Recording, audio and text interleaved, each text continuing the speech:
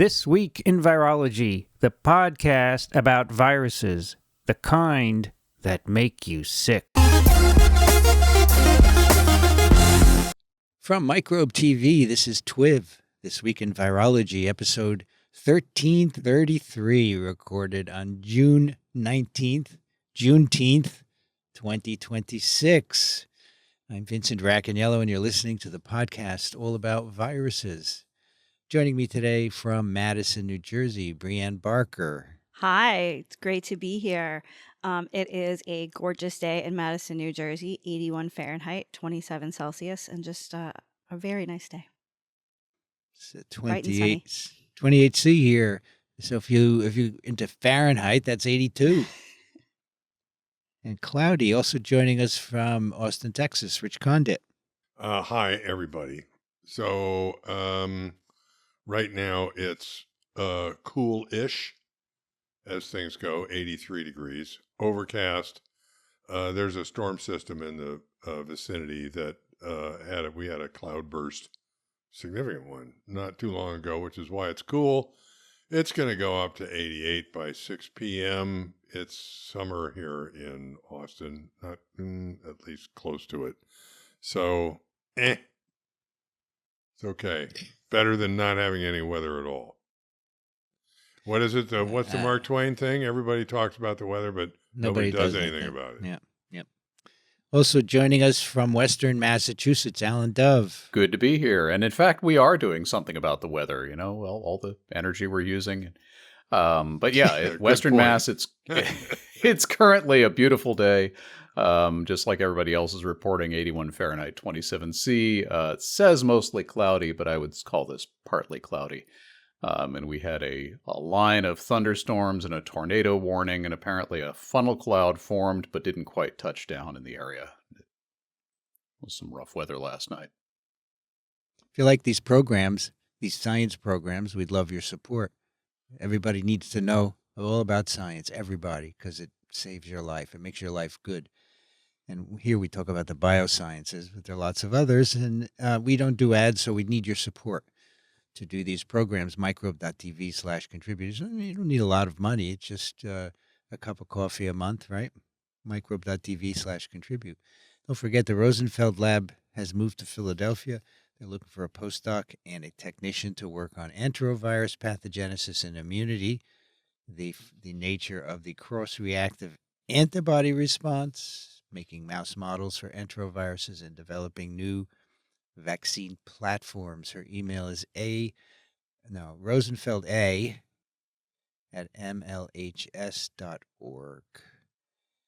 A little public service announcement for ASV.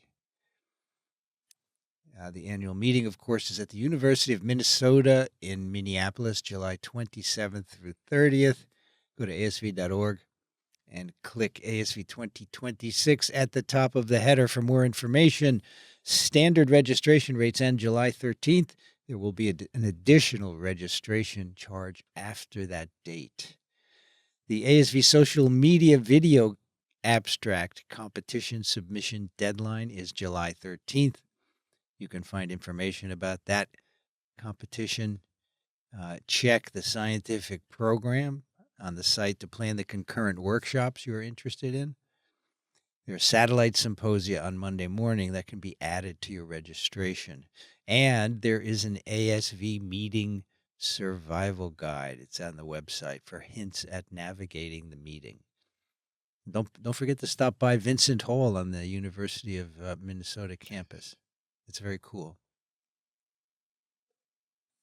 I would say Yes. number one on the ASV survival guide, it ought to be there, is you don't have to be in meetings 24/7. Okay? No. Have a good time. Be Take selective. some yourself. breaks, talk to people, hang out, get some time to yourself if you need it. Yeah. Yeah, definitely. We got some news here, but I want to point out that I just posted a video, the TWiV special that I recorded at ASM Microbe a couple of weeks ago with John Dye. We talk about Ebola virus outbreak in Africa and also the hantavirus outbreak. So he's worked on both viruses. He's been to Bundibugyo, 12 times, apparently, although he's not going now. He says, I have nothing to offer. I'm not a doctor. So you might want to check that out. Put the link in. And meanwhile, our sit rep page at the WHO, Disease Outbreak News, as of June 10th, well, they didn't update it yet, 676 confirmed cases, 136 death in DRC, Uganda, 19 cases and 2 deaths. And so, there's a nice map there of the distribution of cases if you want to go take a look at that. And this is continuing because many people feel it's going to be large. It's already big, but even bigger than the West African outbreak, which was like 25,000 cases, because we don't have a vaccine. We don't have antivirals to use. And so everything depends on infection control, which is difficult in this area. And even more difficult when all the budgets have been gutted for the U.S.-funded programs. Yeah. That case fatality rate translates to 20% currently, which is not as bad as some of the other Ebola virus outbreaks. I don't know if that is a characteristic of this particular strain, but 20% is heavy duty when you consider that, just for example, that the SARS-CoV-2 case fatality rate was somewhere between 0.5 and 1% globally. Yeah. We're talking 20 to 40 times that. So it's really, these viruses are really nasty. Yeah, there's only a 1 in 5 chance of dying with it. That's not great odds. Who put up the... I did this, yeah. Okay, so article in Science, a company called Innovative in West Lafayette, Indiana, is declaring bankruptcy. And why do you care? Well, if you do research that involves monkeys, or you keep track of research that involves monkeys, you should care a lot, because they're one of the leading suppliers of biomedical research monkeys. And they have racked up a lot of debt. They took over the Virginia facility in 2021 in Vigo that got busted for mistreating a bunch of dogs. They took that over to try and deal with it. And they've also had some issues of their own and racked up a bunch of debt, and they don't have the income to cover it. So that's going to be a big hit to the supply chain for people who want to do experiments, use these as an experimental model. So what will they do? Well, it's a bankruptcy filing. It's not, they haven't locked the doors yet. So this is a restructuring to try to get their creditors satisfied and see what they can pull out of that. And I don't know how that process is going to go. I'm not, looking into the balance sheets of these companies. That's not my thing. But it could make it difficult to get monkeys for the kinds of work that we sometimes talk about on TWiV, including one of the papers today, although that's someplace else. They probably don't get theirs from Indiana. Yeah, well, I think it's especially it's difficult, problematic for 2 reasons. One is that they're not just selling non-human primates. So as I'm looking at this, I actually think we might get our mice from Innovative. That's something. But also, given that there have been some closures of primate centers around the United States, I think that there are some places where sometimes people might have been sourcing primates from some of those primate centers. And so this, in addition to the loss of those primate centers, really may put a squeeze on the ability of people to get non-human primates for research. Yeah. Yeah, well, they're a supplier not only in the U.S., but also apparently they ship to Europe as well. For better or worse, this is a need that is not going to go away. No. And I would assume that somewhere along the line, somehow, someone will fill in the void. But we'll see how that works out. Yeah. Yeah, the national, we have national primate centers, U.S. National Primate Research Centers, and the Oregon one is under pressure to close. The UMass Amherst is closed. The Washington National Primate Center are under pressure to close. The CDC has closed, and the New England Primate Center has closed. All of these. There are others, like Tulane is still active, but yeah, it's a big problem. Yeah. Okay, on to the literature. We have 2 papers for you today. The first one is in Nature, Nanotechnology. Well, no, actually, it's the first one is the HIV paper. Not that it matters, but we will do it in the order on the show notes. This is a Nature article. HIV-1 signaling remodels nuclear pores to license infection. I love this idea of licensing. Yes. Infection. Wait. Let me see your license. You can infect. That's okay. First author is... Tell us about the authors. Yes. Yeah, first author is Dehan Messner. Senior author is Claire Jolly. And they are all from the University of London. University College London is actually one of the institutions within University of London. And yeah. So a few weeks ago we did single a paper. Institution paper, which is a little rare. Makes it easier for us. Yes. A few weeks ago we did a paper where it was from a number of years ago, 2021, I think, showing that the HIV capsid passes intact through the nuclear pore, and that at the time was a paradigm shift. And now it seems that this paper just came out, this one that we're doing. It seems appropriate that it's a nice follow-up. It follows an arc. And this has to do with T cells. Resting T cells are generally considered barriers to infection with HIV-1 particles, and so you need to activate them. However, that's only true in the laboratory because you can find, you could detect resting CD4 positive T cells in vivo, like isolate from blood. They're resting and they're infected with HIV.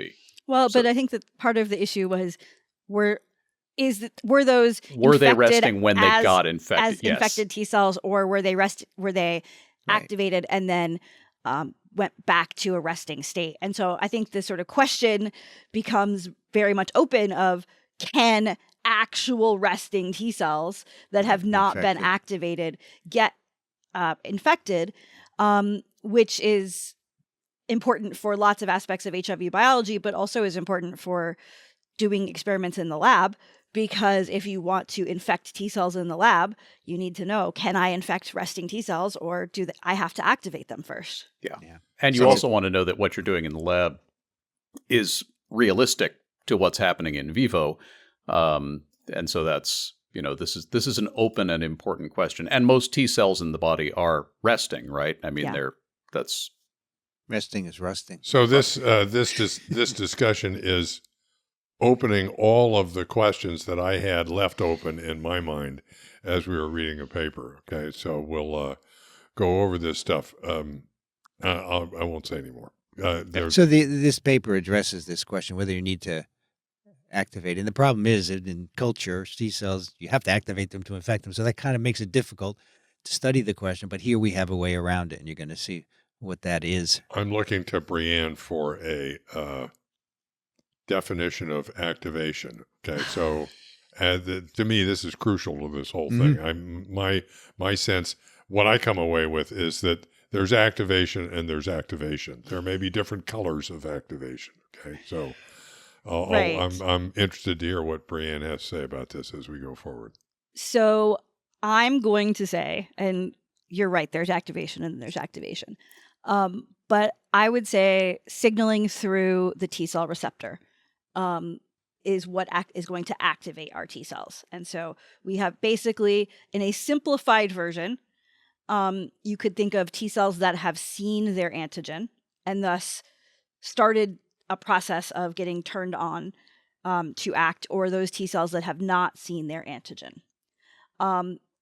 That gets a little tricky because there are a bunch of proteins that are involved in the signaling when the T cell sees its antigen.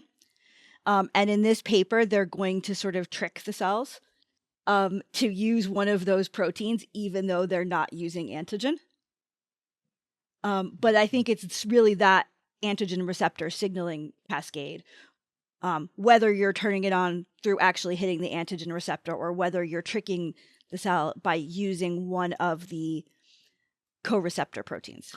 So I want to back up here and try and do the. What do you want to do? Say what is a virus now? No, it's not that bad. Okay. So this is by way of sort of an interactive short summary of the paper. Okay, but I'm going to use Brienne, and I'm the guy who doesn't know squat, so I'm good for asking the short summary questions. So, most of the T cells in our bodies are active, inactive? Inactive. Inactive. Yes. And where are they concentrated? So they are sort of born in the thymus, and then they leave and circulate in the blood and in the lymph nodes and in the lymph. Okay. And Are they there are they're ahead. looking for their antigens.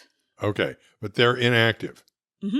Okay. So, for example, a T cell that recognizes Bundyboyo Ebola exists in all of us, but we hope it is inactive and has never seen Bundyboyo Ebola. Yeah, inactive here means that they have not been activated by antigen. They're not aggressively attacking an antigen-expressing cell or whatever. Exactly. Okay. Yes. Okay. And so most T cells will go through your whole life with this desire unrequited, right? Exactly.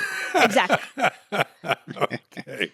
That's good. So if I want to do experiments in the laboratory, I can isolate T cells and stick them in a dish, and they're mostly inactive, right? Ooh. Depends on how you pull them out. Okay. Sometimes when you pull the T cells out, you actually use those antigen receptor proteins to help you pull them out. Oh. And that sometimes results in tricking the cells into signaling. But the message in this paper that I'm getting is that the issue here is that in culture, in order to infect a cell with HIV, you have to activate it, at least traditionally. Yes, that's the and way so it is. usually you will pull them out. Depends on exactly how you're pulling them out, how activated they are, but you usually add a pretty strong chemical activator. Okay, so that begs the question then, which I think is central to the paper. If you have to activate cells to infect them, and if most of the cells in your body are inactive, then how do you establish an HIV infection in vivo? Am I defining that correctly? You are defining that correctly. Okay. And so part of that is that maybe the virus is only getting into activated cells. Right. We know that people have a higher likelihood of infection if they have, say, inflammation in their urogenital tract. And so if that's the case, then there are probably going to be a fair number of activated T cells there. And so maybe you actually need to have activated T cells around in order to get infected. And it may be, I'm making this number up, 1% of the T cells are activated, but as long as you can get into 1 out of 100, then you're okay and can sort of spread throughout the body. And this paper is also sort of hints a little bit at some questions about when the cell is activated, can it go back to be resting? Okay. And so the paper basically then defines how it is, at least in culture, that you can, without the typical activation of turning it on through the T cell receptor, make the cell, the inactive, in air quotes, cell susceptible to HIV. And how does that translate to what goes on in the body? Right. Is that fair enough? That is fair enough. Okay. And one thing that is going to come up and that is sort of related to this is when we have those T cells that are activated, one of the things that's part of the T cell activation is that they undergo mitosis. Okay. And in undergoing mitosis, whenever any cell undergoes mitosis, there end up being some changes to the nucleus and to the nuclear envelope. Yeah, so, like mitosis is a big deal. Yeah. The nuclear envelope goes away. Right. And then so gets reassembled. We did the paper previously that talked about HIV interacting with the nuclear envelope. And so you could imagine, well, maybe you need those activation signals to give you changes to the nuclear envelope to allow HIV to be infected. Or are there other ways that we can see what's going on with the nuclear envelope in these resting T cells? Like maybe that's the difference, is what's up with the nuclear envelope in different types of T cells. Cool. Mm-hmm. All right, you good, Rich? I'm You want to go good. further back? I really wanted to establish that. These are all the. It took me a while to get my head around this whole thing, and I wanted to make sure I had the question right, and that's helpful. Well, we learn as well as you do, folks. Yes. Yeah. All right, so remember, HIV binds a CD4 molecule on the cell surface, and then it also interacts with a co-receptor, CXCR4 or CCR5. The viral membrane fuses at the plasma membrane. The capsid is released into the cytoplasm, and it goes to the nuclear pore on microtubule pathways, and the capsid goes through the nuclear pore complex intact, and that's what we talked about in the last paper. And now the thing about in vivo is in people who are infected with HIV, their lymphoid tissue has a mix of infected and uninfected CD4 positive T cells. Those are the ones that are going to be targeted. And these T cells are packed together and they're interacting. They're hugging each other. Okay. And so the virus, the hugging, contact, I don't want to make it anthropomorphic. I'm trying really hard not to. It's hard. The close contact go ahead. between these It's okay. cells. The close contact facilitates HIV infection by what's called cell-to-cell spread, CCS, and we're going to use that abbreviation in this paper. And these, where the cells are touching, that's called the virological synapse, or the VSS. Okay, so already we got CCS and VSS, okay? And so the envelope protein of the virus is produced on the cell surface, right, prior to maturation of the particle by budding. And this will interact with the CD4 protein on a neighboring T cell. So two cells can interact via this envelope CD4 interaction. So that drives sustained cell-cell contact because they're now attached. And it polarizes the budding of HIV. So all the virus comes out at that point of contact.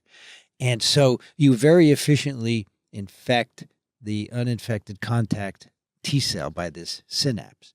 Now, people have always thought that this efficient infection is because high MOI, right? This synapse where all the virus is coming out makes a local high MOI. But these authors say they challenged this assumption previously by showing that if you just take resting T cells and you put a lot of free virus, you don't get infection. So it's not just multiplicity, right?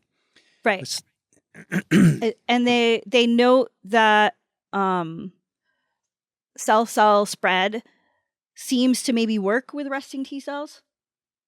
Yeah. And so that this is already one difference with resting T cells versus activated T cells is that you can have cell-free virus. So just, virus you made in the lab that you can pipette onto activated T cells and those T cells will get infected. While the resting T cells seem to only be infectable by cell-cell spread. That's right. And so, again, they're sort of setting up this distinction between the two types of infection. I think that questions about cell-cell spread versus cell-free virus are really important in HIV biology, particularly in terms of thinking about immune responses. Because you might imagine that different types of immune responses would be important in blocking either of these types of spread. If you think about how Vincent just described cell-cell spread, it's really hard to imagine a neutralizing antibody somehow getting in the middle of all that. Whereas a T cell killing that infected cell might be more effective. Yeah, if it's from New Jersey, it could get in. Just feisty antibody squeezing its way in the crowd. Okay, so I'm going to tell you the summary of this for Kathy Spindler. So what they're going to show here is in resting T cells, the barrier to infection in a resting T cell is nuclear import. And it's overcome when the surface protein, the glycoprotein of the virus binds CD4. It initiates a signaling pathway, and that ends up remodeling the nuclear pores to drive infection. So the pores have to be remodeled in order for the capsid to get in. And the signaling pathways that do that, we'll talk a little bit about that. Those are initiated by CD4 engaging its ligand, right? That's the bottom line here. Good. All right, so they make an assay to study this because, as we said, in T cells in a dish, you got to activate them to get them infected. And so they're going to uncouple this cell-cell contact from virus transfer. All right, so here's what they're doing.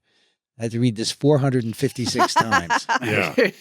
Glad I'm not the only one. No, this is So a really they dense have- paper. They have an envelope.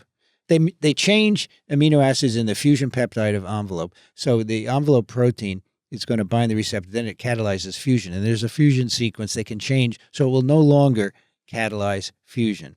And so therefore, any virus particles are not going to be able to fuse. But that envelope could still be produced on a surface of the cell, and it can still bind the receptor. So you can uncouple the entry from the binding. Okay? Are we good so far? So you can form a virological synapse, yes. but it ends there. You're not There's making no virus viruses. in the There's no virological virus. synapse. There's Yep. no, Right. there's no particle. And then you can add your own virus if you want Right. and see what happens, right? So they then make a pseudovirus with this mutated, altered glycoprotein. And they have, they have their donor cells that produce this altered envelope protein on their surface. These will make synapses with a T cell, similar to what you see with HIV, wild-type HIV. So this, as Rich just said, the synapse is okay, but there's no infection because this virus can't infect them. So they call this VS priming, viral synapse priming, which actually makes sense. I get that. Okay, so then they take activated primary CD4 positive T cells. These are from donors, where they're called donor cells. They infect them with a virus with this altered fusion protein for 2 days, and then they culture them. They co-culture them with autologous from the same donor, resting primary CD4 positive T cells for 24 hours so that you get the formation of the synapse, the cell-cell contact, okay? So the synapse forms, or they can also as a control, they can infect these, they can co-culture with viruses that don't have an envelope, so they can't make a VS formation. So then they challenge them with cell-free HIV-1, regular old cell-free HIV-1. And so what they find, if you look at the number of infected cells now, which they're looking by staining for one of the viral proteins, GAG, so looking for GAG-positive resting T cells. The VS priming, right? You got to remember what I just told you. I'm not going to tell you again. VS priming. I'm not going to go through that again. It takes 10 minutes. VS priming enhances the number of infected resting T cells. Like, that is the key thing to start here, right? If you form the synapse and then you add virus, just making the synapse increases the number of virus-infected cells. Yeah, so they separated the two steps, the making of the Exactly, synapse and the infection by the virus, and then they can do, the making of the synapse lets the virus infect. Yeah, it somehow gives the cell a little signal. Yes. Some kind of signal, which we're going to explore. So they just confirm that the cells are actually infected. One hallmark of infection is that CD4 is downregulated, means it leaves, the levels go down from the surface, so they confirm that. And if they add a reverse transcriptase inhibitor to the cells, you don't get any infection. So it looks like this a bona this fide. confirms that you can infect resting T cells. Yes. Yes. But it Yes. needs to be in a case where we are making these synapses. Yes. Because you need to have this mystery signal Right. helping those resting T cells get infected. Right. So you don't actually have to activate the resting T cell, but you have to get this viral synapse at least. Right. So they wanted to see this. They wanted to look at it. Because so far we're just measuring. Right. How does this work? Yeah. So they have instant structured illumination microscopy. It's like they can image virions. So the virions are labeled with a GFP, green fluorescent protein fused to the capsid protein, and they can confirm infection by looking at them under a microscope. They can do single cell analysis of these cells, And you can see there's a difference in the subcellular localization. So the VS prime T cells have more capsids at the nuclear envelope, and they can look for a protein called lamin, and they can see that that's there, and that's a marker for that. And so the prime cells have 31% capsids near the envelope versus 12% for non-primed. And also they see more capsids inside the nucleus, 12% versus 2%. Without priming, the capsids have a hard time getting into the nucleus. And again, this sort of highlights that question we were talking about before about sort of access to the nuclear envelope, things like that. It seems like the difference that this priming is doing is something related to interaction with access to the nuclear envelope. So then they recover some of these T cells by the dye, and they can sort them and quantify infection, and they can measure 2 LTR circles. So the genome is reverse transcribed, and it's in the nucleus, and they're circles which have 2 long terminal repeats, and you can measure them. They're kind of a surrogate for nuclear import. So they can see that increases. They can see that proviral integration into the cell genome increases. And this increases over time, so they have a sustained spreading infection. And these cells then release virus into the supernate to complete the whole thing, right? These infected T cells now make virus infection. They are productively infected T cells. Right. And they do a series of other experiments, which I won't get into, that shows that reverse transcription is not the rate-limiting step. It is rather nuclear import. And that's the barrier to infection in resting T cells, as we had a little discussion earlier about, right? Nuclear import. All right, so then they say we want to make a more realistic model of cell-to-cell spread. So they have activated primary T cells. They're infected with replication-competent HIV, and they culture them with resting target T cells to allow for this cell-to-cell spread, right? And then the resting target T cells are challenged with high MOL cell-free HIV-1 to compare productive infection. So the resting T cells were more permissive to productive infection through the cell-to-cell spread. And imaging shows that more capsids are in the nucleus there compared with the cell-free conditions. You get more 2 LTR circles. So basically, again, increased infection by CCS is associated with enhanced nuclear import. And these are conditions that more closely mimic in vivo infection dynamics rather than the system that we just talked about before. Okay, so what's going on here? When the viral glycoprotein binds CD4 on the cell, you have signaling cascades happening, right? Yeah. So there is a protein kinase called LCK that's associated with CD4. Yeah. So sorry. Yeah, go ahead. CD4 isn't just on the cells in order to be a receptor for HIV. CD4 has a job in CD4 T cells, and the job that CD4 has in CD4 T cells is that it in fact helps bring a kinase for T cell receptor signaling. It helps bring a kinase to the party for the antigen receptor signaling. Specifically, it's bringing this kinase LCK. And so CD4 has LCK associated to it with its cytoplasmic tail. And when CD4 is engaged, that usually leads to this kinase LCK getting turned on.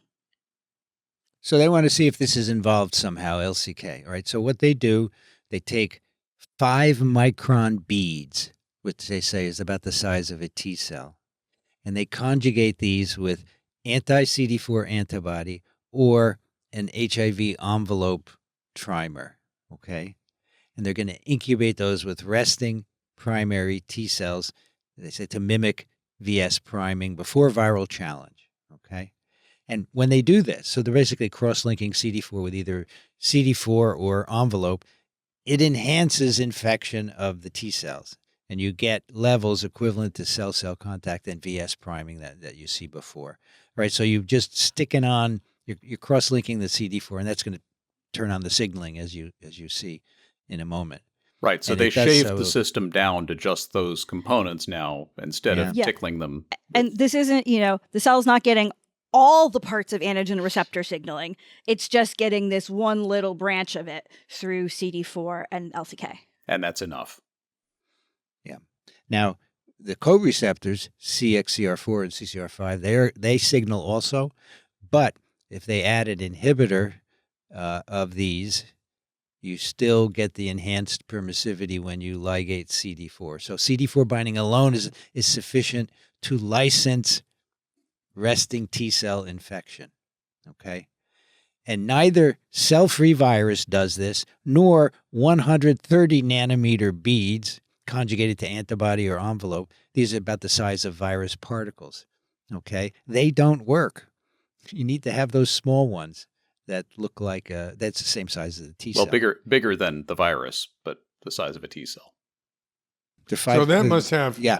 There's some 5 microns, spatial not- thing going on there, because it must be better spatially at mimicking a virus synapse. You get a Right. patch of cross-linked CD4 on the surface of the resting T cell, and that configuration is important. Am I reading that right? No, you're totally reading that right. Okay. It's not a question of, I guess, yes, you're reading that right. Sorry. Yeah. I thought you were going to say wrong. No, it's totally right. That Totally wrong. on the surface of a virus particle is not enough to do this. It has to be, ONV, multiple copies of ONV, spatially organized on a cell-sized thing. Right. This is And interesting. the And 130 nanometer particle, that's 0.13 microns Yeah, versus exactly. the 5 microns. So it's much smaller. this may be a little off to the side, but I'm curious. This reminds me of the fact that for vaccines, virus-like particles work better than soluble antigen in many cases. Is that am I thinking correctly that could be a similar type phenomenon? I think That that having a cluster of ligands, okay, is important in initiating some of these processes. I think that definitely could be part of it. I think that the VLP thing could also be related to, protein folding. Right. That too, yeah. But I think that you're spot on. Okay. So then another key observation here is when you stimulate the T cells with these beads, right? It doesn't enhance fusion. It doesn't enhance entry. It just increases the capsid at the nuclear envelope or inside the nucleus, right? So that seems to be the rate limiting step, right? They took a look at the kinetics of capsid nuclear import in these resting T cells. They see more capsids entering the nucleus in the bead prime versus empty bead controls. Once the capsids are in the nucleoplasm, the localization appears similar. So they say the block is binary rather than kinetic. So signaling increases the probability that capsid will successfully import rather than accelerating that process. So then they use some super resolution microscopy to look at capsid interactions with the nuclear envelope. And again, more capsids are associated with the envelope or inside the nucleus when you stimulate the cells with the beads than without.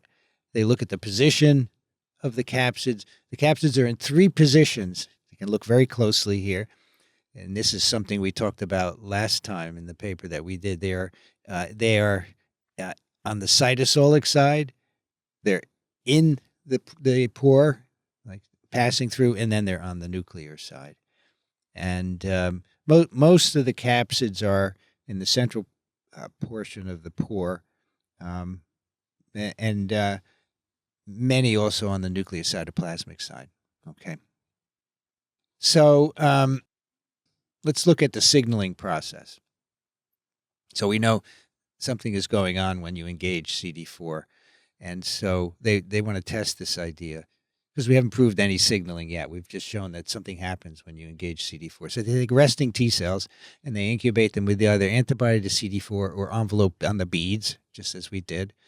Or we could do VS priming, as we did at the beginning of this paper. And then they do phosphoflow cytometry. What is phosphoflow cytometry, Priyan? So with phospho flow cytometry, sometimes people call it PhosFlow. Oh, I like that. Yeah, that's what when I did it in graduate school, I was doing PhosFlow. That's nice. You are using antibodies against that only bind to phosphorylated versions of the protein, as opposed to the non-phosphorylated versions of the protein, and you're looking to see whether there's an increase in phosphorylation of the protein. So, of course, you can compare how much of the protein is present versus how much is phosphorylated. The nice thing about PhosFlow compared to doing this by, say, a Western is that with a Western, you're sort of lumping together a bunch of cells and lysing them. With PhosFlow, you can look at each individual cell and then also look at other things going on in the cell that has the phosphorylated LCK in this case. So what they find is when you add these beads, you get LCK phosphorylation and also phosphorylation of downstream protein targets like ZAP70, ERK, and AKT, right? So those are known to be phosphorylated. So you see them phosphorylated in these cells. If you inhibit LCK, you do not get infection enhancement by these beads or priming. And so this links signaling to T cell permissivity. And so CD4 engagement alone is necessary and sufficient to enhance capsid nuclear import. And this is all through cell-cell contact, which activates CD4, and you get this phosphorylation cascade. So then they say, what's going on? What's the downstream event? So their idea is that somehow this CD4 signaling is altering the nuclear pore complex. So it enhances nuclear import of the capsids. There's a kinase that phosphorylates the proteins that make up the nuclear pore. They're called NUPs, NUPS, and there's a kinase in the cell called CDK1 that phosphorylates NUPs, and it remodels the nuclear pore. This is going on during mitosis normally. So during mitosis, the nuclear membrane comes apart, and these CDK1 is a cyclin-dependent kinase. It phosphorylates the NUPs. The NPC is remodeled, and it's disassembled just before mitosis happens, okay? So they think that's what's happening here. Yeah, and one thing that's sort of cool that they talk about is that CDK1 is involved in mitosis. Mm-hmm. But CDK1 by itself isn't enough for mitosis. There's a whole lot of other stuff that has to go on. And usually when people think of CDK1, they're like, well, it gets turned on when there's mitosis happening. Right. But in this situation where they're just seeing signaling through CD4 and LCK, they're getting CDK1 turned on, which is doing this modification of the nuclear pore, but they're not getting the rest of the mitosis stuff turned on. So perhaps you need some of the other branches coming from antigen receptor signaling to give you every other component involved in mitosis. So they talk about this as non-classical cell cycle independent CDK1.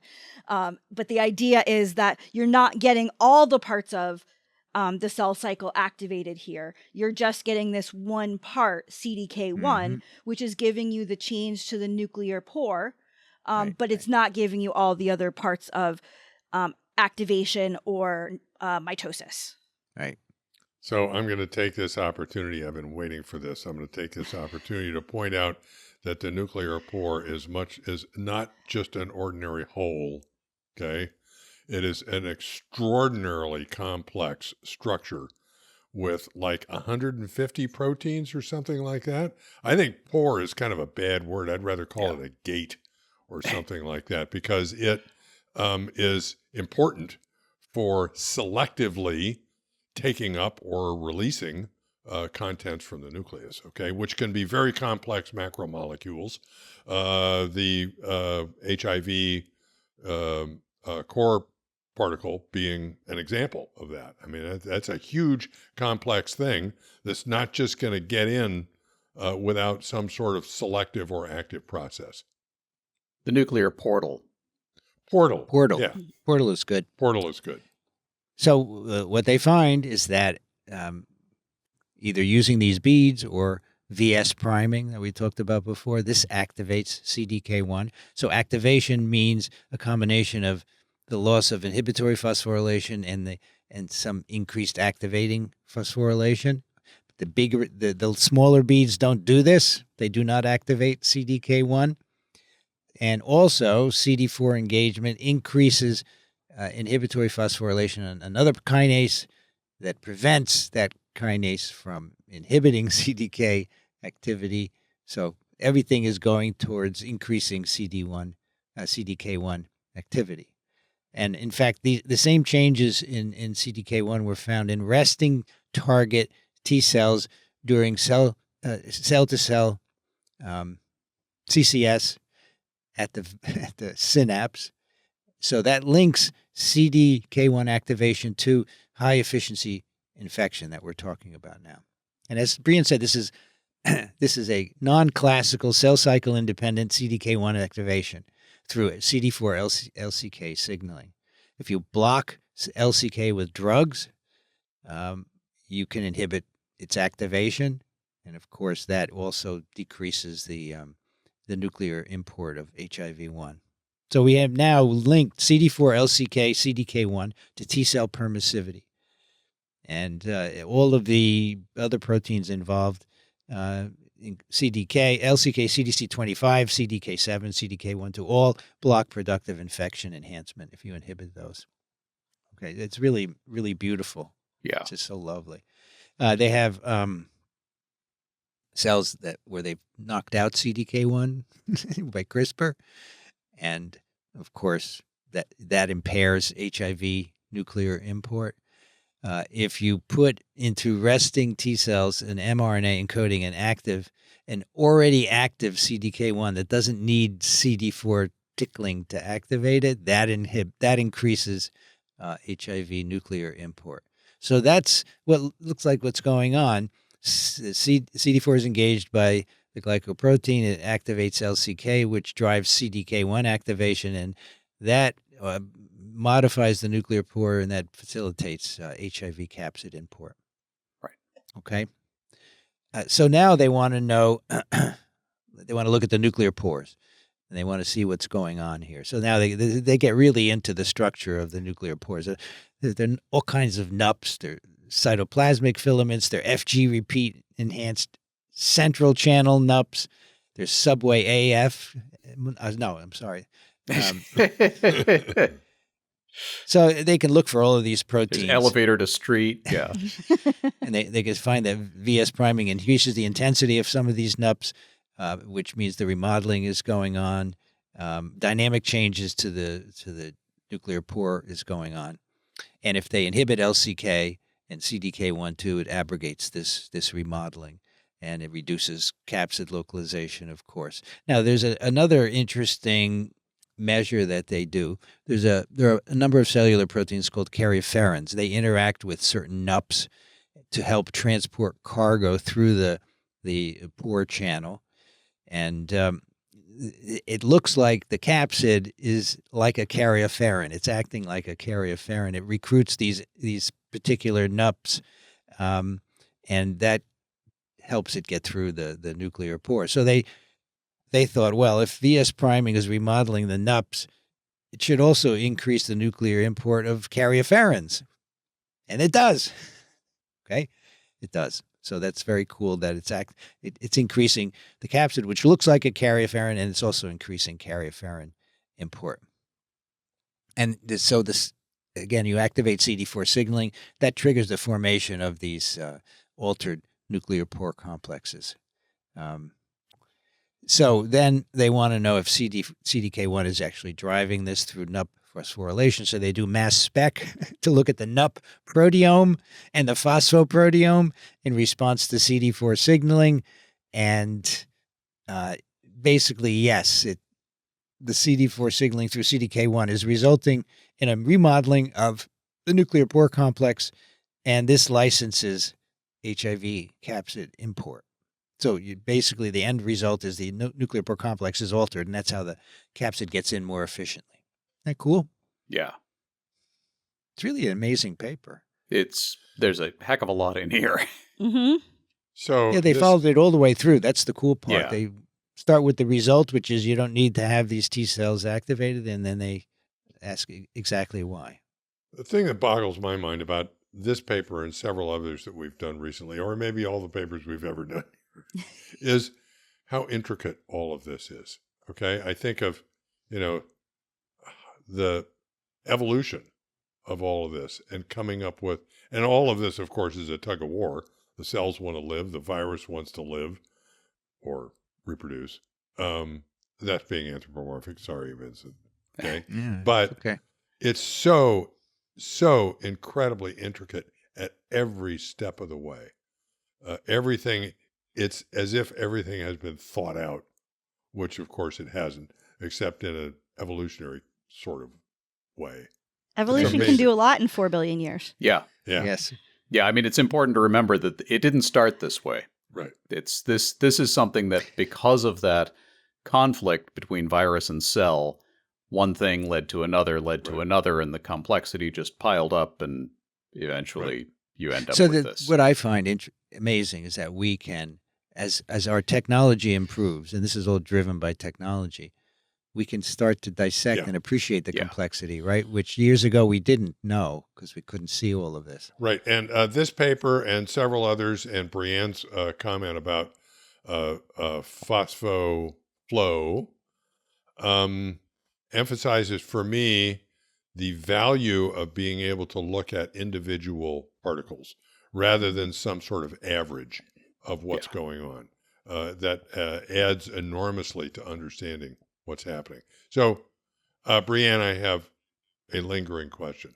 Okay. And that is, so when HIV initially infects somebody, if I pull cells out of somebody who is infected, there are some T cells that are infected. And how did they get infected? Okay, were they somehow already activated, or what's going on there? So they could have already been activated. Again, I was mentioning sort of the issue of, inflammation increasing transmission. And if in an inflammatory response, you're going to see some activated T cells. If we're thinking about just, blood contact, there's some fraction of T cells that are already activated. And so the easy answer is that there happen to be some activated T cells present pretty early on for that virus to get to. That virus may have come into the person and may have been picked up by, say, dendritic cells or something else, and sort of go to the lymph node, which is where a lot of activated T cells are hanging out. So that's sort of the easier answer. You could also think about, and this is easiest to imagine in like a blood transfusion, needle sharing kind of context, that when you are infected by blood transfusion, you're not just getting free virions. You may, in fact, have infected cells going from one person to another.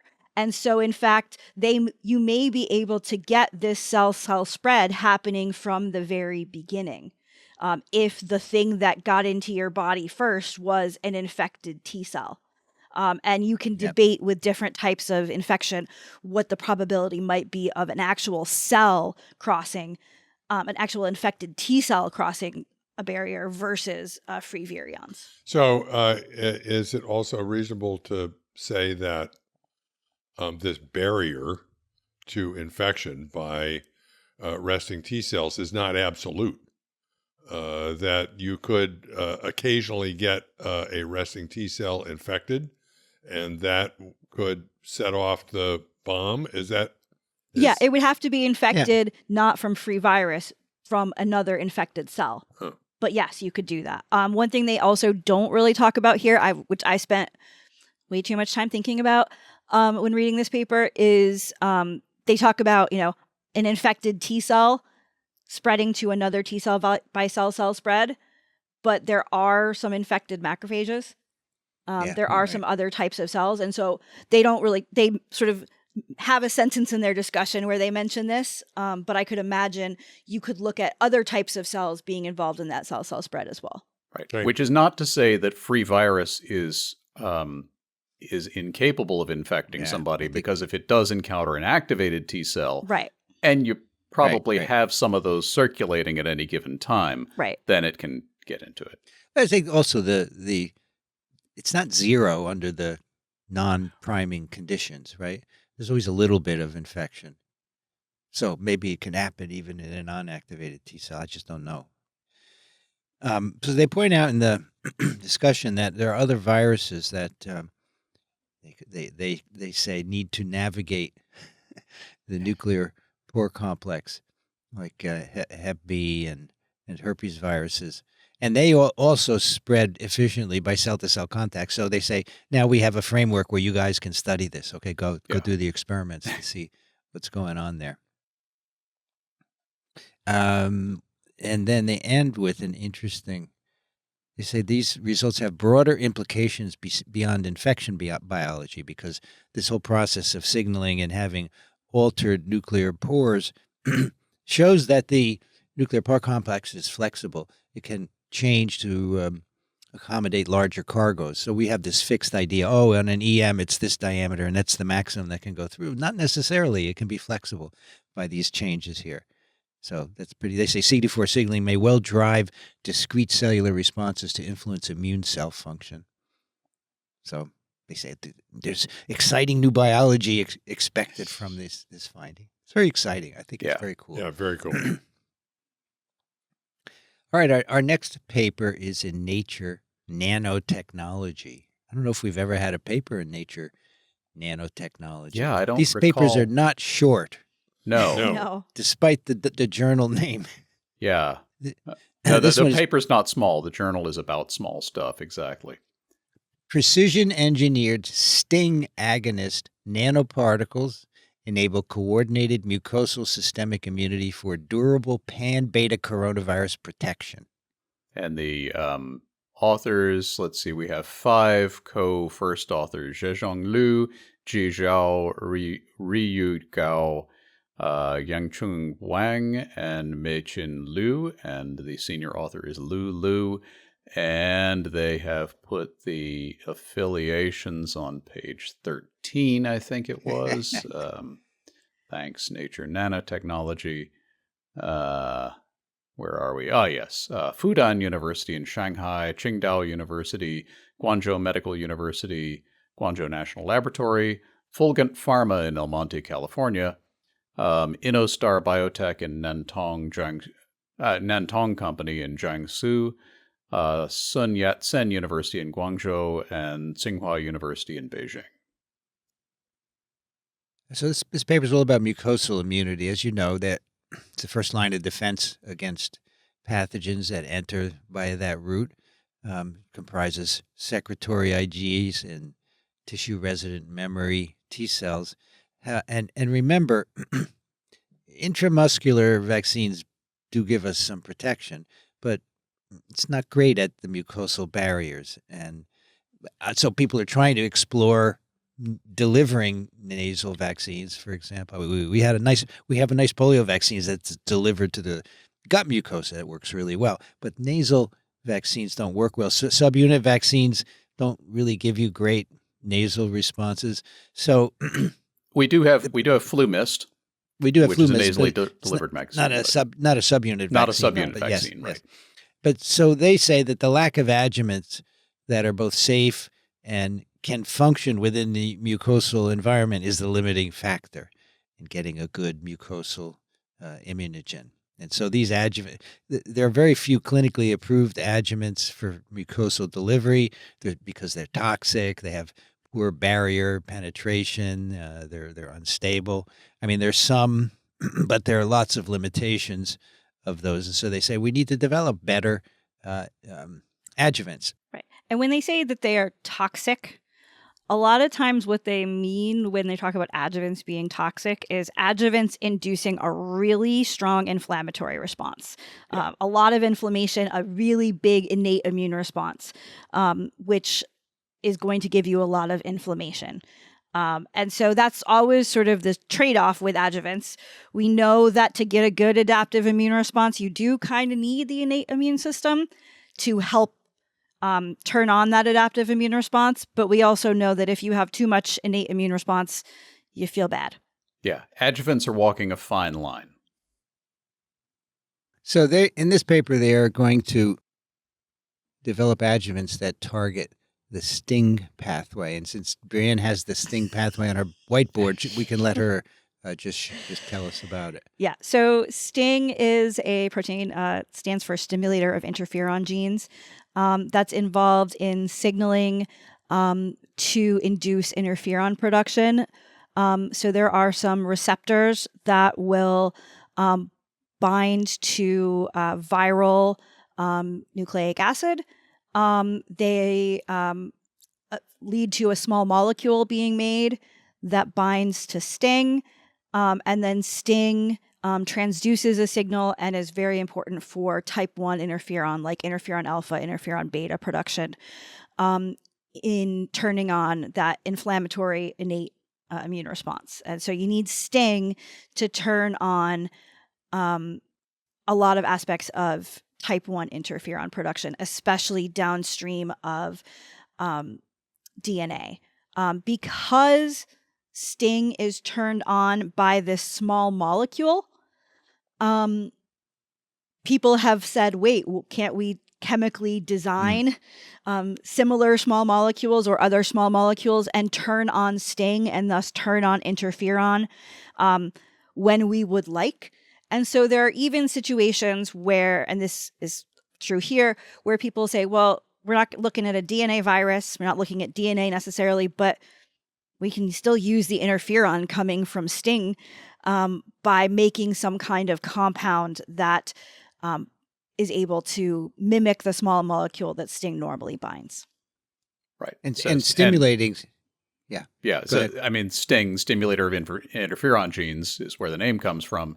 And that's, again, that's walking a fine line, because that's something where you may want to turn them on, but you don't want them to stay on. You don't want them too on, right? Right. Well, and I think we've talked about the idea before of, if you might say, well, why do I want to turn on the interferons? Why can't I just say inject somebody with a whole bunch of interferon?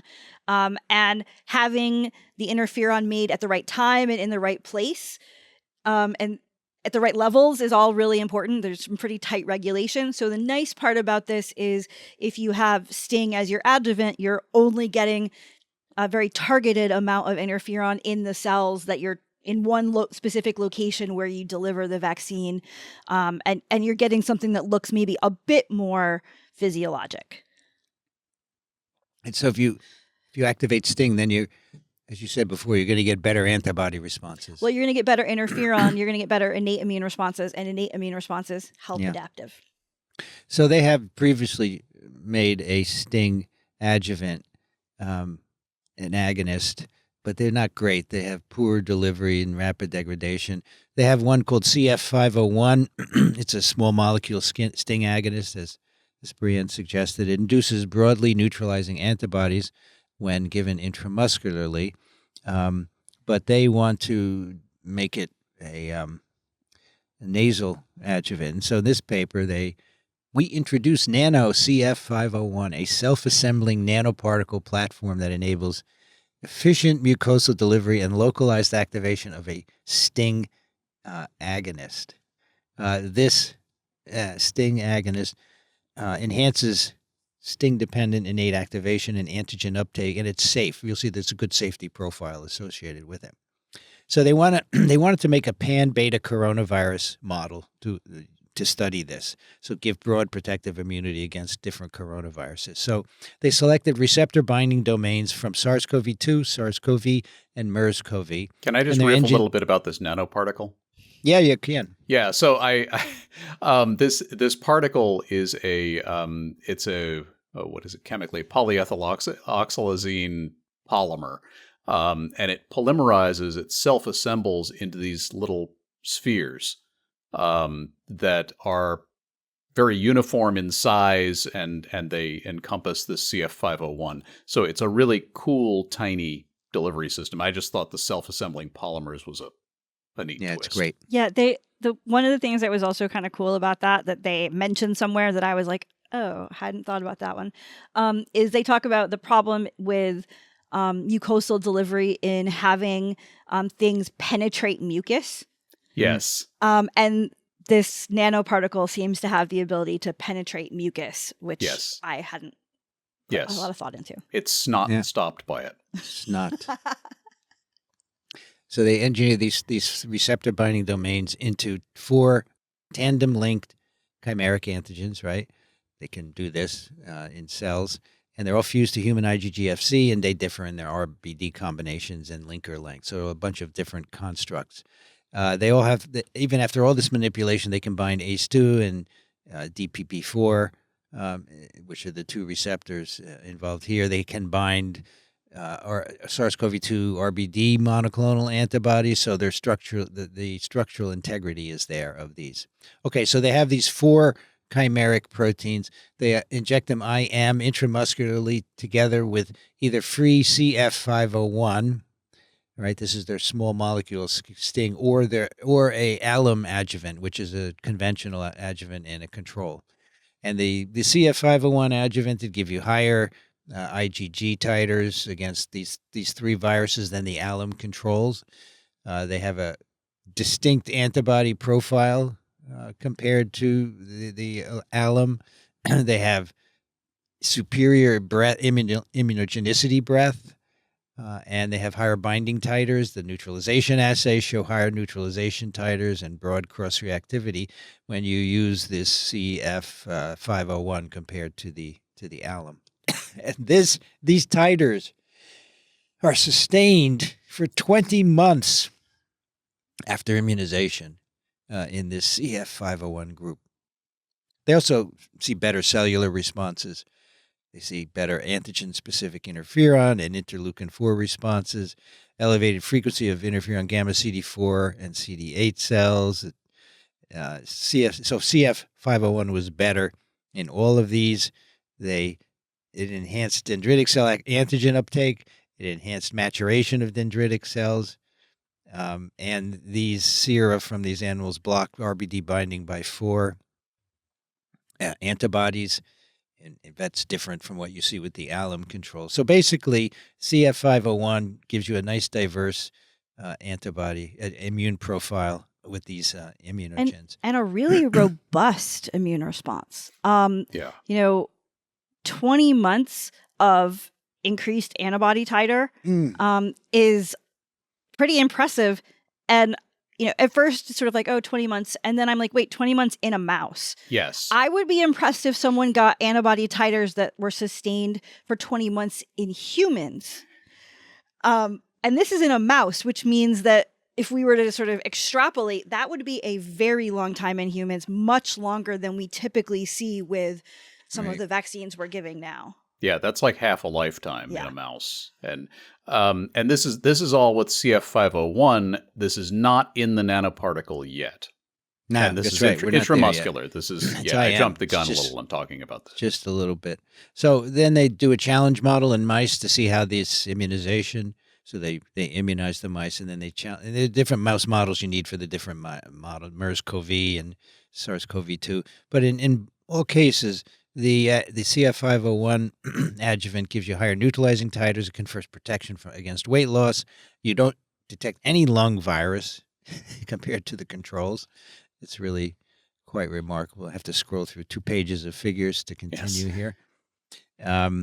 Prevents weight loss in SARS-CoV-2 as well. They even do a heterologous challenge with a different bat-derived coronavirus where they didn't have the RBD in their immunogen, and that's still protected as well.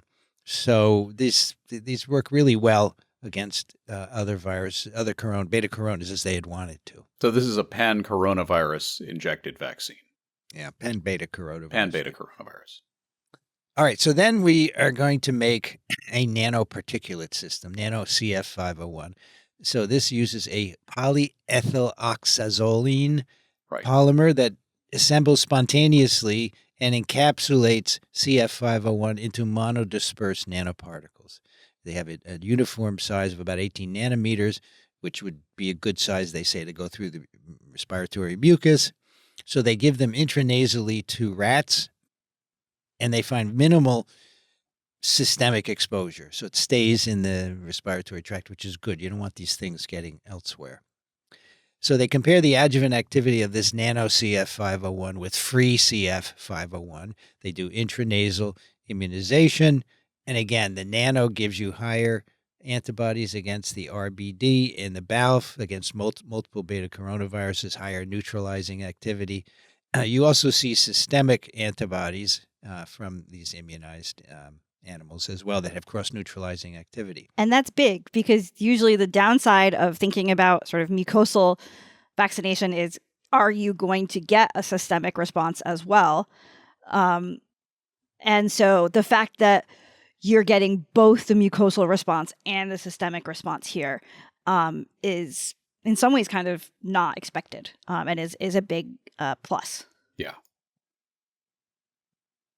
So then they looked at intranasal immunization compared with intramuscular and adjuvant-free of this nano CF501. Again, it gives you systemic IgG against multiple beta coronaviruses. And the systemic is comparable to intramuscular immunization. It's better than the adjuvant-free. But the intranasal administration of nano CF at 1/20th the IM dose gives you systemic neutralizing titers equivalent to conventional intramuscular immunization. So you can put less in and you get a great response. And you still get, with these lower doses, you still get broad neutralization activity.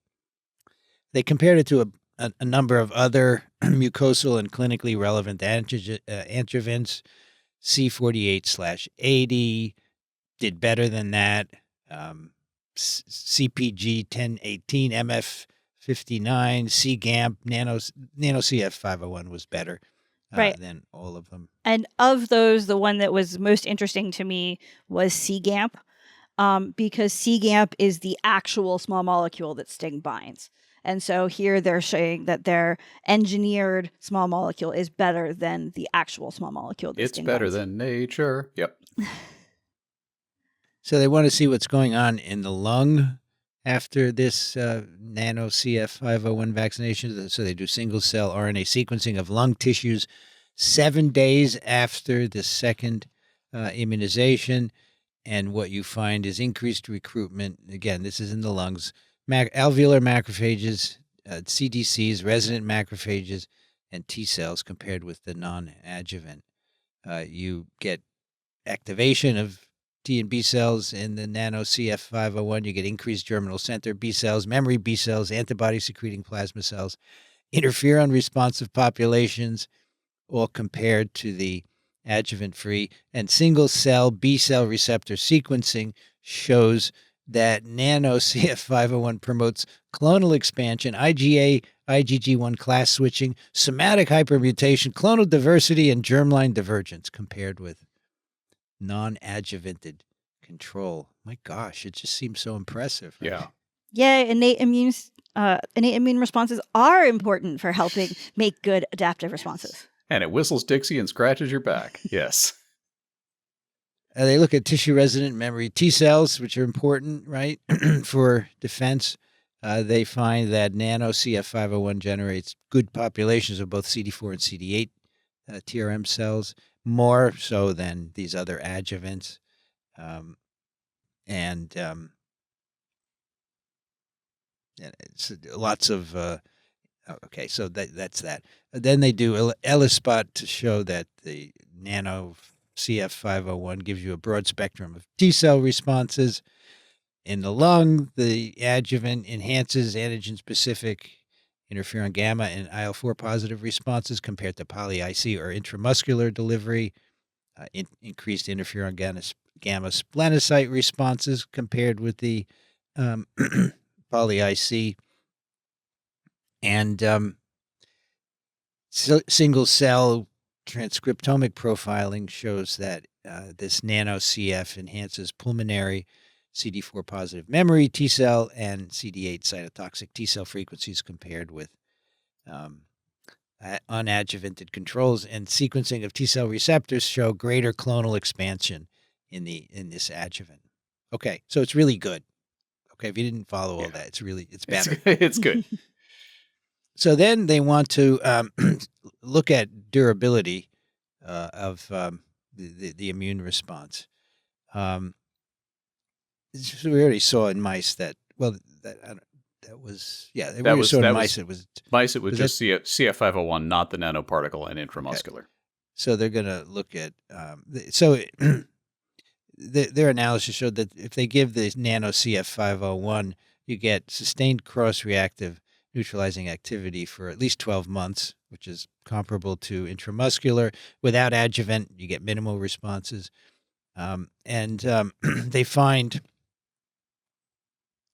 increased IgA and IgG, long-lived plasma cells in the bone marrow, and sustained antigen-specific memory responses in that group. They see nasal CD4, CD8 TRM populations in the nano group for 12 months after the first immunization at higher levels than IM or without adjuvants, and the pulmonary CD4 TRMs were induced with the nasal populations and were the highest. Okay, so then they say, okay, this is mice, but mice are not humans. Mice lie, right? So let's go to monkeys. They just exaggerate. They look at a non-human primate, a rhesus macaque. They have 3 macaques. They get triple intratracheal immunization with nano CF 501 and serial sampling of serum and BALF. Now, this is intratracheal, not nasal, which I'm assuming they did to be just really sure they got it in. Because, I mean, you only have 3 macaques, and they're expensive. Yeah. Is that... they comment on that somewhere in the discussion, I think. In rhesus macaques, intratracheal administration was required to ensure reproducible dosing owing to the anatomical constraints. Right. Clinical translation will require compatible delivery devices and formulation adaptations for the human intranasal use. So we don't plan to do this intratracheally in humans. No.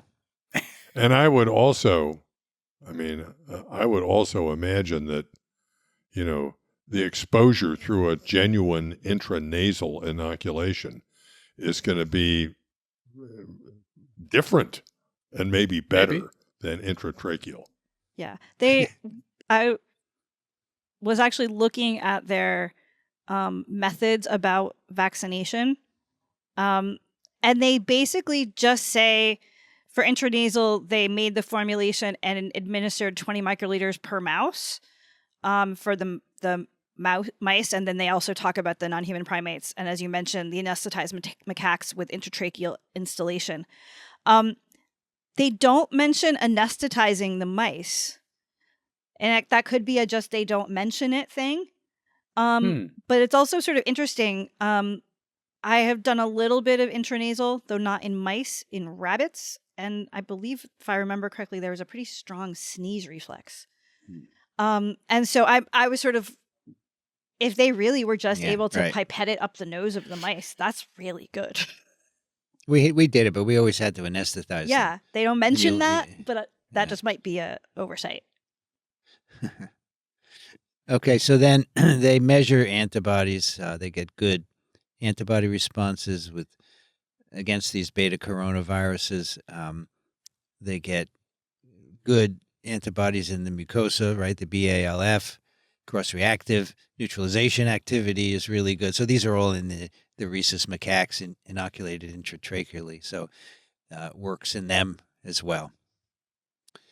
Okay, so what is going on here?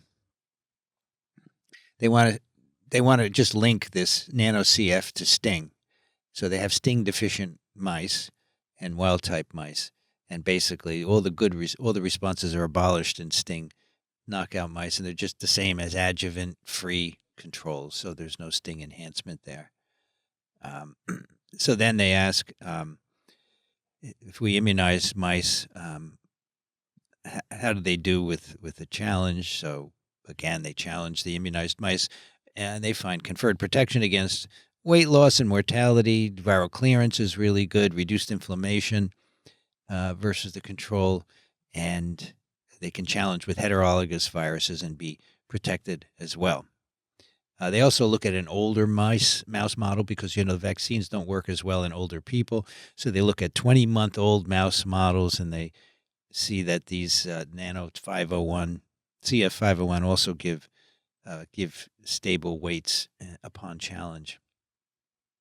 This adjuvant induces pulmonary innate activation compared with unformulated CF501. You get higher levels of interferon beta and the chemokine CXCL10, so that's probing the mechanism as well. They see induction of multiple cytokines within 6 hours in the lung, and then they go back by day 7, and they do bulk RNA sequencing of lung tissues from these mice. You can see robust innate immune activation with upregulation of interferon-stimulated genes and cytokines by 6 hours. So you get a nice coordinated induction of innate responses. Yeah. They also look at cellular responses, rapid dendritic cell trafficking to the draining lymph nodes within 24 hours of the adjuvanted immunization, increases uptake of antigen by dendritic cells, and it also enhances dendritic cell maturation and activation. Yeah.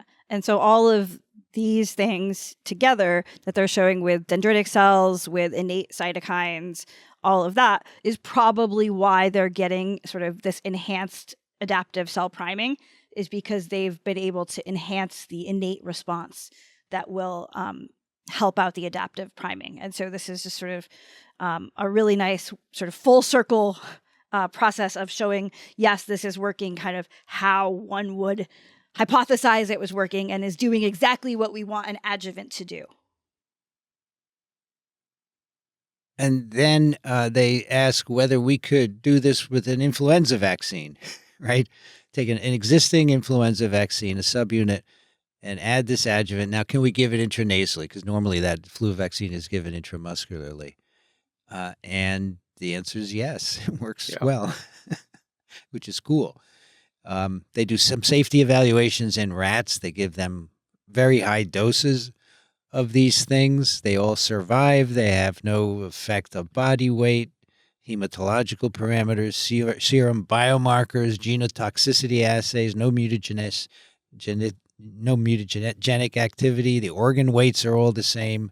Tissue architectures are unaltered. So they say the safety profile may support its advancement to clinical trials for mucosal vaccines. So that's the paper, and this is really an interesting adjuvant that they've developed here. Yeah, it looks awesome. I mean, the one question I would have on this last piece is, how do the rats feel? Yeah. Obviously, all of these measures indicate great safety, but the one question with adjuvants has always been sort of the side effects and having people feel poorly. And so that would be, the next thing to go into is looking at sort of that part of this based on the, say, histopathology and other measures. It looks like things might be okay. But of course, if only rats could tell us how they feel. Yes. So I've while you guys have been yakking, I've been poking around trying to find out how they came up with this thing. It is very unclear, was what I was reading. So first of all, yes, it's a small molecule, but it's complicated. All right, it has a very complex structure. There's one paper that I can find preceding this where they discuss synthesizing a number of different compounds like this and screening them. I mean, this is rational drug design, which is why I'm interested in this. So they start off saying we identified sting as a logical target for an adjuvant, because if you can turn that guy on, you're going to turn on lots of stuff. And so we're looking for something that will turn that on. And then they don't say anything else except that we have these 8 compounds. Yep. We thought about it, and we decided to synthesize this. The one thing I can now, I'm making this up. I'm hypothesizing. All right. There you go. If I look at this, I can see there are a couple of purine-like structures. They say it's non-nucleoside. That's important because the natural activator of sting is cGAMP, which is cyclic GAMP. Right. Okay, which is that's actually two guanine molecules. No, it's basically a GMP and an AMP. Okay. Cyclized. All right. GMP and an AMP cyclized. Fine. If I look at this structure, I can see two purine-like structures that are tangled together in this structure. I can't see much else that looks like a ribose part of this or anything. But I'm tempted to. I would hypothesize. I would speculate that they started with all sorts of stuff that might mimic cGAMP. Yeah, and they say it's all been done by a pharmaceutical company. They came up with these things, and then I haven't read the paper at all, really, but they must have an assay for whether or not these things stimulate sting. But they do. So I'm guessing the paper that I have pulled up here is the same one that you have. It's got to be the same thing, same group. Yeah, and I also spent some time with that paper before this, and because I had the exact same question of how did you get this CF501? Yeah. And I got to the point of we synthesized CF501. Here's the structure, and I was like, that didn't help me at all. But yeah, they do have an assay. They do show it's very effective. But I agree. I can't tell how they got there. Proprietary information, most likely. That these, on the current paper that we're talking about, Fulgent Pharma in California and InnoStar Biotech Nantong, and I forget I didn't look at the affiliations on the other one. There are a lot of small molecule sting agonists that are being used in a lot of pharmaceutical applications. Right. This is a very hot area.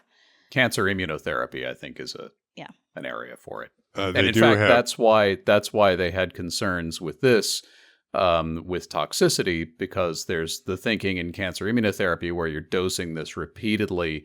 Apparently, there's some toxicity that could show up over time. Yes, some of these you can buy very easily and have in your lab freezer to do experiments with, but they are not nearly as complex as this. Right. They do have, as a supplementary figure from that paper, a diagram of the synthesis of this thing. I count, and this is probably not all of them, but I count 14 different steps in the synthesis. It's quite something. Science. It's all science. It's good for you. Yes. All right. Let's do a couple of emails. Brianne, can you take the first one? Sure. Stephen writes, Dear Dr. Vincent and TWiV family, hello from Paso Robles, California. Enjoy all your episodes, but especially this Sunday's 1331. Still trying to find the episode you mentioned in it where it was shown HPV vaccine reverses CA in women. I need to help educate our local pharmacy fellow about getting the vaccine in older, in parentheses, adults. Regards, Steve. P.S. Thank you to Daniel in his latest update for the shout out to Dios. I definitely remember the episode where we talked about such paper. Actually, it doesn't reverse cancer. It actually it can resolve the infection, 70% of the women, but also if you have it before surgery, it will enhance your recovery, etc. You won't recur as frequently, something like that. Yeah, it's a meta, and I will put the link in the letters with you, Stephen, okay? Because I don't have it right now. My fingertips. Alan, you could take the next two. Sure. Charmaine writes, I don't know if the link works, but it's a New York Times article. Rubio suggests U.S. return to global vaccine program in rebuke of Kennedy.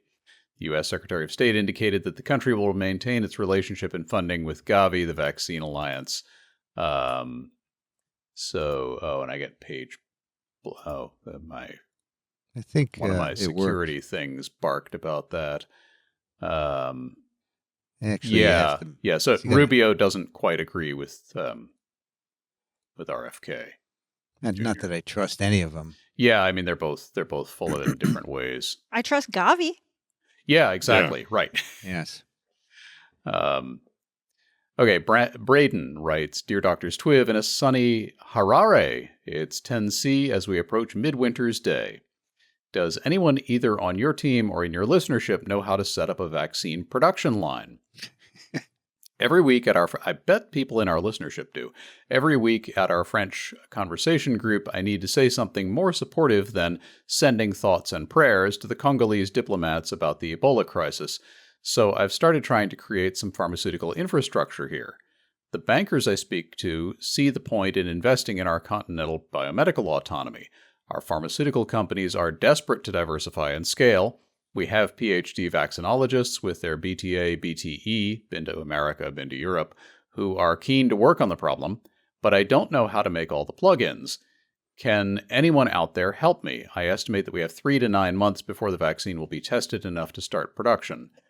Wow, this sounds like an awesome project, and I'm 100% behind it philosophically. I don't know who will be able to help you best, but I hope some of our folks, I know we have a lot of listeners in the pharma industry, if you can, maybe talk to these folks and see what's it. Setting up a vaccine production line is going to be a big deal. It may be easier initially to contract with a company and copy what they're doing. Come for a site visit to Merck or somebody or Sanofi and scale that appropriately to what you need. But I wish you the absolute best of luck. I'm sure there are people out there, some of whom may be listeners, who are kind of in the business of doing this. Oh, yeah. Okay. Making this happen. And you just need to connect with the appropriate people, but I don't know who they are. Actually, one of the first people that comes to my mind is my buddy Schroeder, one of my first students who has been in the vaccine industry for a long time. Maybe I'll even send him this letter. Yeah. I can give you the email if you want, yeah. Yeah, do that, and I'll forward it to Schroeder.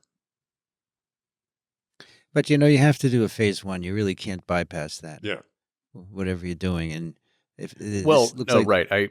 I am assuming you're talking about a vaccine that's already been tested and you're setting up production locally. So this would be something, right. If you want a full vaccine development pipeline, you're not going to get there on anything like this timescale. But if you're talking about a vaccine that has been produced and tested and that's been manufactured somewhere in the world, you want to copy that production line locally in Africa. That's an approachable problem, and I think would be a great thing to set up. Rich, can you take the next one? Sure. Anthony writes, when I was 15, my parents sent me to England on a tour. On the Shakespeare Day, I played hooky and went to the London Zoo instead. Happening upon a pet shop near the zoo, I bought an African ball python, maybe 3 feet long. On the return trip, hoping to lighten the workload for customs, I put the snake in a pillowcase and tied a knot in the top. I placed this convenient package in with the dirty laundry. This is a great story. The plane landed in New York City around 2 a.m. There was a short line at customs. The agent was a petite and very professional young woman. Most people she just waved through. A few she asked to open some piece of luggage. As soon as they began to do so, she then waved them through too. I started to think that this was going to be a piece of cake. I don't know if at an early age I fit some profile or what, but the agent began going through each and everything, actually using a tape measure to determine the inside and outside dimensions of the luggage. Getting to the bag with the worn clothes, the agent donned a pair of rubber gloves and then sorted through those. Finally, finding the pillowcase containing a 5-pound lump, she asked, "What's this?" Was my less than articulate reply. don't say another word. She opened the pillowcase, stuck her hand inside, and then jumped straight in the air. She was all business when she landed. This got to go to the Department of Agriculture.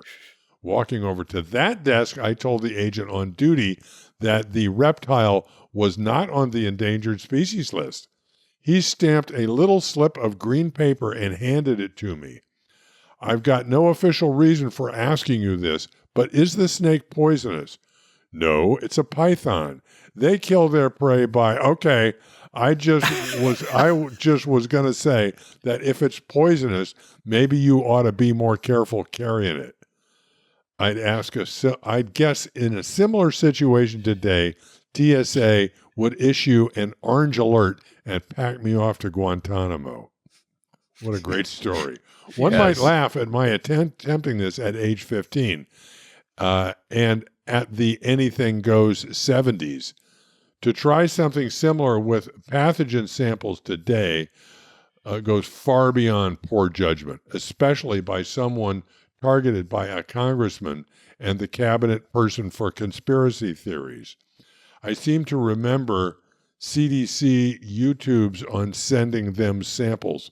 There was nothing about marking the material with false IDs and then carrying the collection on a plane full of passengers. So this is obliquely referencing an article recently, or an incident recently. Actually, the article refers back to an incident that's months or years old about some people smuggling some samples in the U.S. Not smuggling. It was, what's the name, Vincent? The guy? Vincent Munster. Vincent Munster.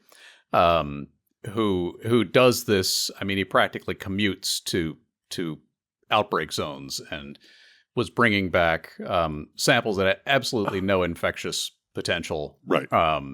And had, the necessary permits to do this, and the Trump administration just decided to go after him. Okay, I didn't know the full story. Yeah, it's a very different situation. I don't think he was particularly irresponsible. I think he was targeted. Okay. I mean, he should have really shipped it. He shouldn't have taken it. He should have FedExed it. Yes. Well, he had permits, but they're just asking for trouble because they're going to see samples and just book you. So yeah. When I first started my career, sending biologicals around was just sort of, hey, you just did it. Yeah. Your concern really was more making sure if anything was infectious that it was properly contained and that it got there still active. Yes. But there was no real process or anything. And over time, that really changes, in particular after 9/11. Yeah. And in particular, if you're shipping around stuff related to pox viruses. And once that sort of went down, I didn't cut any corners at all. Any time I want to ship something, I said, okay, exactly how do I do this to be in absolutely complete compliance with everything, because I don't want any trouble. And since last year, shipping of biological materials has become more complicated. I received a cell line last summer from a lab in Germany, and the levels of complication and the delays last year were quite significant compared to previous years. When we're done recording, I'll tell you a story. Okay. Yes. All right. Nick writes, great pick on episode 1327 of Hubble and the Messier catalog. The question came up about whether any of these objects can be seen with binoculars, and yes, they can. Some are even naked eye. Seeing an object and seeing detail are two different things, but there is something pretty fun about tracking down faint fuzzies or being able to point out some of the naked eye ones. So here's a list separated by eye versus binocular and with the standouts named. This all assumes darker, rural, clear skies, though I can make out the fuzziness of M42, the Orion Nebula, one of my favorite objects, with just my eyes from the very light-polluted sky here in Dallas-Fort Worth, or almost any clear winter night. And so he provides a list of naked eye, there are about 30 objects, binoculars, about 50, and they're all listed here. So that's 80 out of 110.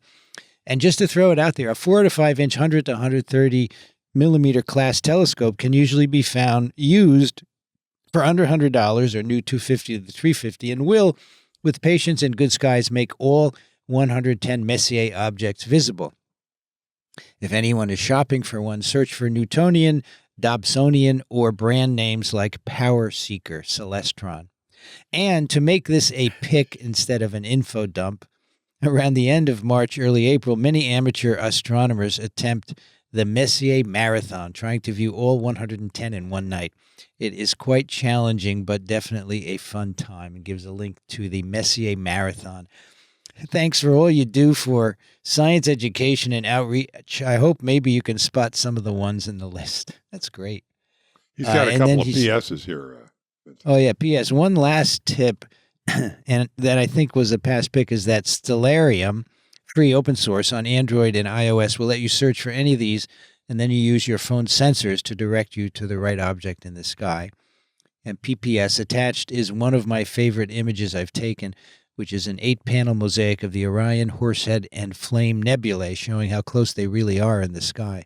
The Orion Nebula is so bright compared to the others, hence it making the naked eye list. Yeah, it sends a photo of that. That's pretty cool. This is a really cool list. He's done us a big favor. He's done everybody a big favor. Super excited to work on this. I think my dad has. I don't think he's done the 24-hour thing, but I'm pretty sure he's spotted all the Messier objects. He's very into stargazing. He built his own Dobsonian scope, ground the lens, and this is very. The Messier catalog is, of course, a common reference point for this sort of thing. But this is a great list. All right, time for some picks of the week. Brianne, what do you have for us? I have a science news article that I thought was pretty cool. It's called Otherworldly Music Albums Feature Space Weather Data. And here, basically, they're talking about some folks who are looking at radio waves that are coming from space. And realizing that those radio waves can be converted into sound. And so you can hear the sounds of various objects from space. So there are some, radio pulses that's generated by lightning that sound like a campfire. They talk about some waves that are generated by electrons going with solar wind, which is the same thing that causes an aurora. They sort of talk about all of these different sounds that you can get. And this project, where there are some scientists who are working with these, collaborating with musicians, as well as collaborating with visual artists to basically make albums of these radio wave sounds combined with other music tracks, as well as some videos of different types of space phenomena. And they're really, really, really cool. If you sort of scroll down in the article, there's this Aurora Musicalis compilation video that I really enjoyed. And so it was pretty cool to sort of hear these waves from space put together with music. I enjoyed it a lot.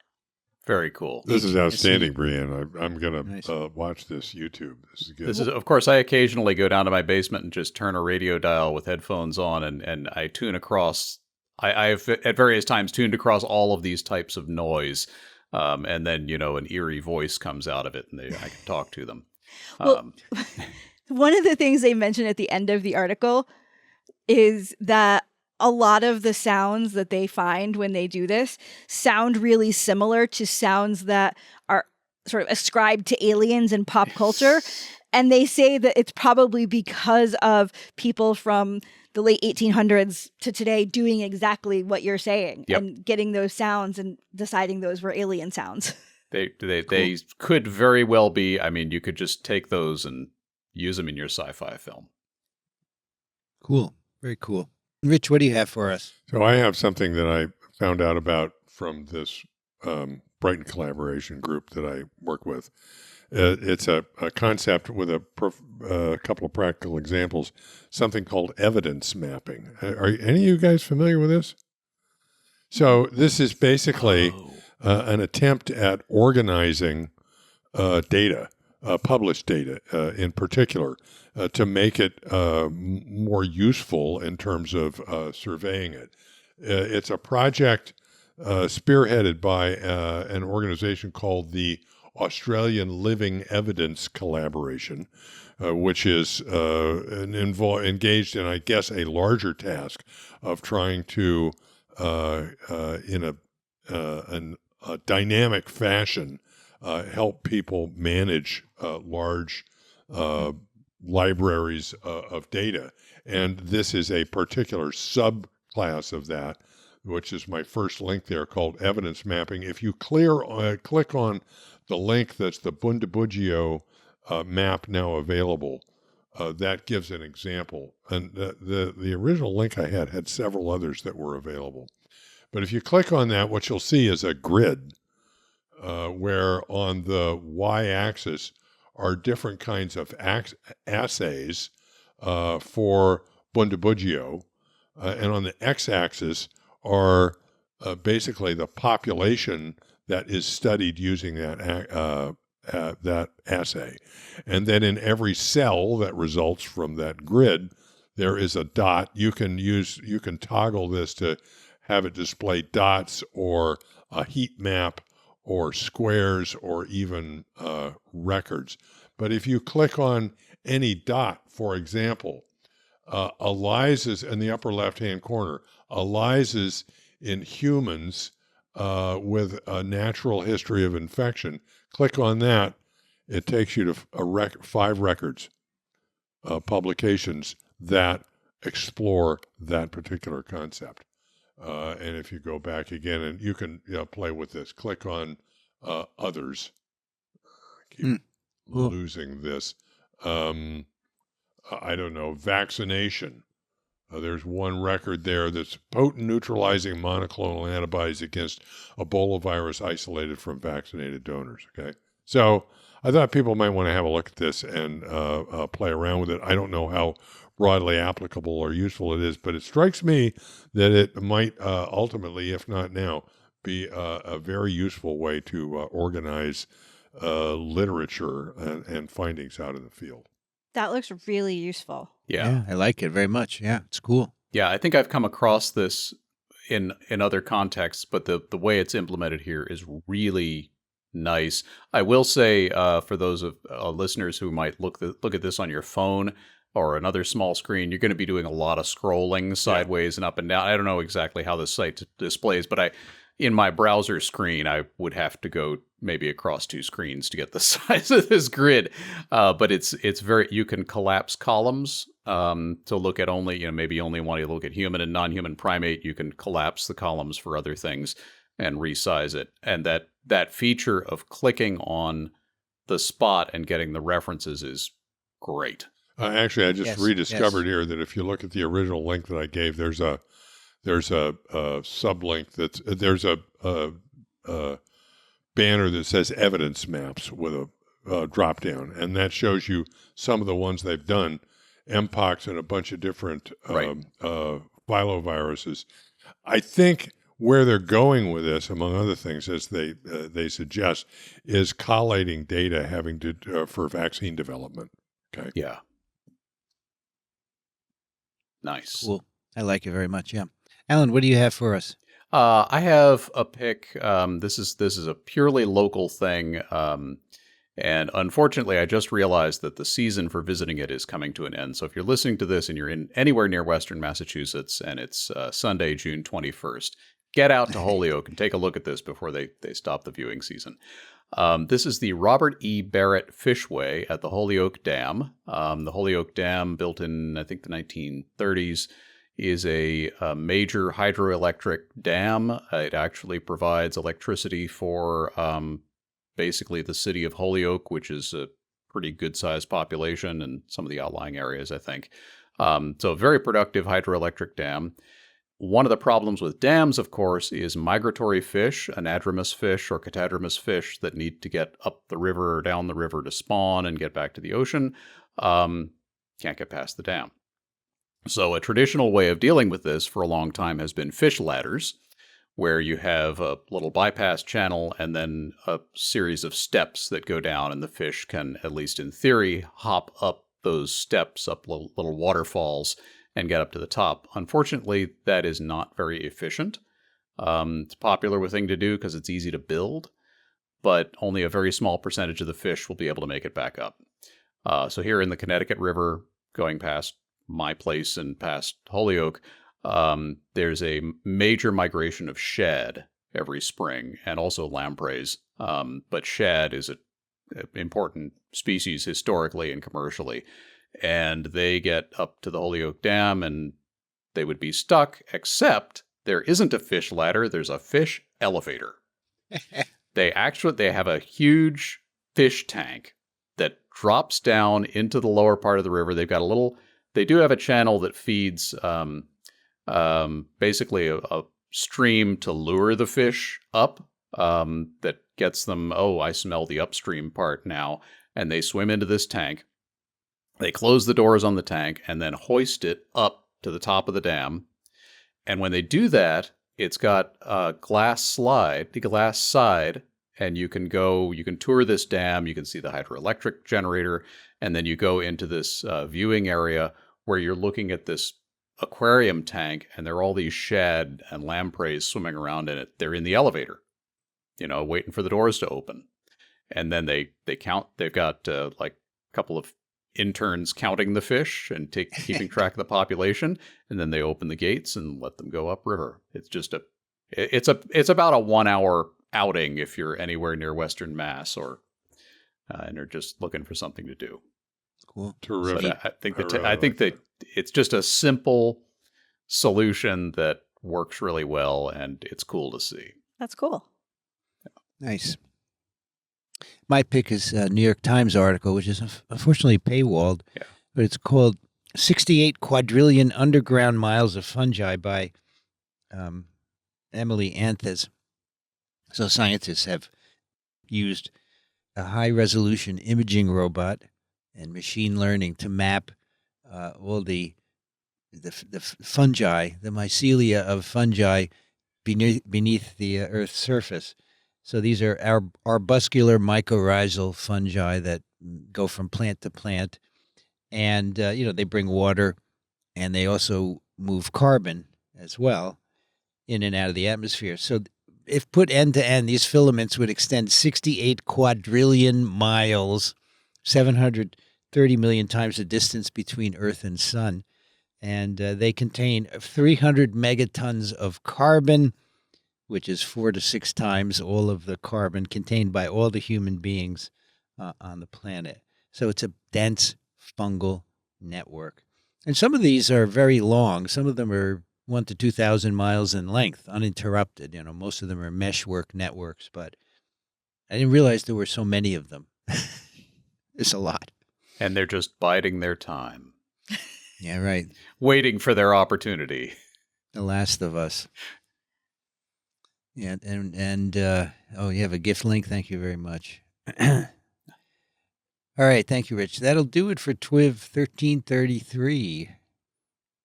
You can find the show notes at microbe.tv/TWiV. You can send questions and comments to twiv@microbe.tv. And if you enjoy these programs, we'd love your support. Microbe.tv/contribute. Alan Dove is at alandove.com, turbidplaque.com. Thank you, Alan. Thank you. It's always a pleasure. And by the way, I started a mailing list. I do about a monthly, because people complained that my RSS feed apparently, glitched for a little bit and they weren't keeping up. And if you are one of those weird folks who wants to keep up with the drivel that I put online, there's now a newsletter. Rich Conda is an emeritus professor at University of Florida, Gainesville. He's currently in Austin, Texas. Thank you, Rich. Sure enough. Always a good time. Brianne Barker is at Drew University, BioProf Barker on Blue Sky. Thank you, Brianne. Thanks. I learned a lot. I'm Vincent Racaniello. You can find me at microbe.tv. I'd like to thank the American Society for Virology and the American Society for Microbiology for their support of TWiV Ronald Jenkins for the music and Jolene Ramsey for the timestamps. You've been listening to This Week in Virology.